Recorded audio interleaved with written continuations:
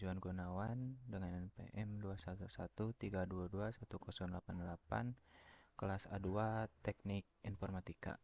Nah, di sini saya akan menyelesaikan tugas yang diberikan untuk mengkonfigurasi initial router settings. Nah, untuk tampilan pertama jika Anda baru login atau baru membuka file akan ditampilkan seperti ini. Mungkin bisa diisi dengan sesuai kondisi.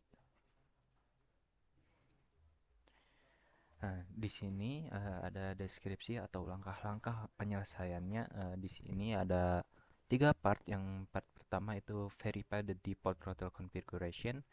Part 2 itu configure and verify the initial router configuration. And part 3 itu save the running configuration file. Mungkin kita langsung ke part 1 itu verify the default router configuration. Di step pertama itu ada stabilize a console connection to R1. Untuk bagian A, choose a console cable from the FL connection.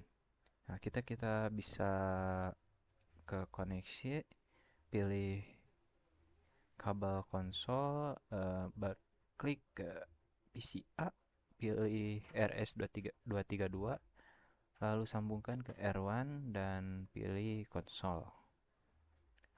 Lalu di bagian D, klik PCA, lalu ke desktop, pilih terminal dan ininya biarkan default saja, lalu OK, lalu enter.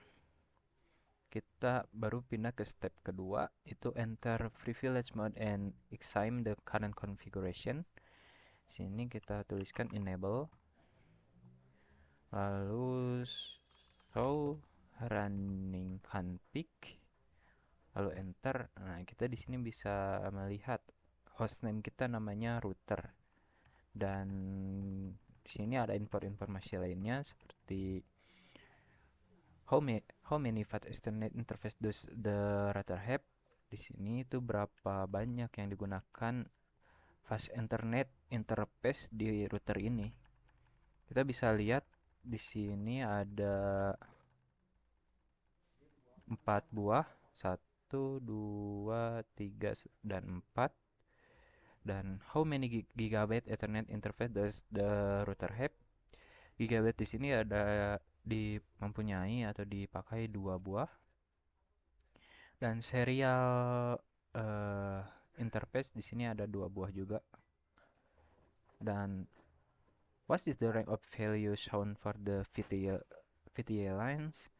Oke, kita lihat di sini itu ada value-nya line VTA 04. Dan di bagian step C ini kita disuruh show startup config dan bakal muncul startup config is not present. Oke, di sini kita ke part 2, yaitu configure and verify the initial router configuration. Di step pertama, configure the initial setting on R1. Di bagian A, kita berubah configure router ini menjadi R1. Kita bisa tuliskan configure terminal, lalu hostname ganti oleh R1. Dan di sini kita harus configure message of the day text unauthorized access is triggered for habits. Kita kasih banner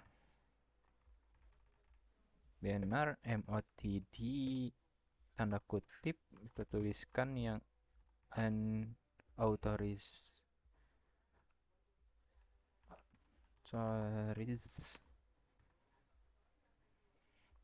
access is strictly prohibited.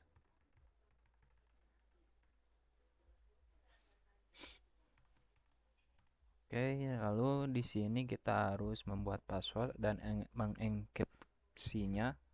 Yang pertama kita buat password untuk privilege X unencrypt, yaitu Cisco. kita bisa pakai enable password Cisco. Lalu di bagian keduanya ada privilege tapi encrypt yang isinya it's a secret. Kita enable secret, it's a secret, lalu enter. Lalu di sini kita harus memasukkan password konsol. Kita bisa menggunakan line console 0 password let's min, lalu login, lalu kita encrypt password service password encryption. Oke, sudah. Lalu kita lihat ke step kedua, verify the initial setting on R1. Kita lihat show running config. Nah, kita bisa melihat hostname di sini sudah berubah dari router menjadi R1 dan password di sini sudah dienkripsi menjadi seperti ini.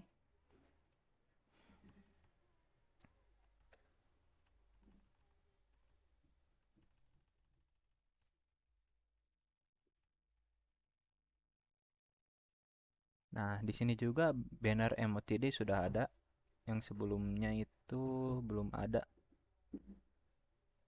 Sini belum ada dan kita sudah memasukkan tadi dan ditampilkan di sini ada.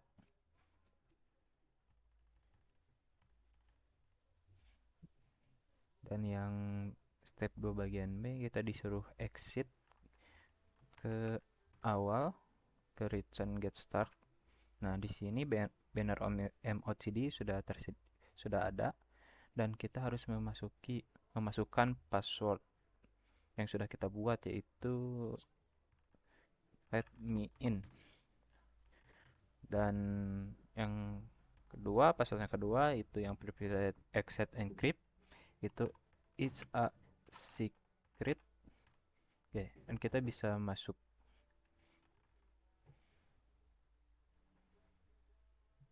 Lalu kita pindah ke part 3, itu save the running configuration file. Kita di sini harus nge-save konfigurasi kita ke npram, yang kita harus melakukan copy running startup, dan untuk destination filenya kita default aja. Lalu kita show flash. Di sini belum ada file yang kita save ke npram, belum muncul atau belum tersimpan di directory flash. Yang kita lakukan harus copy start up config flash, biarkan default, dan kita lihat show flash. Nah, di sini kita sudah tersedia. Dan kita cek result assessment, ini sudah checklist semua, berarti sudah benar.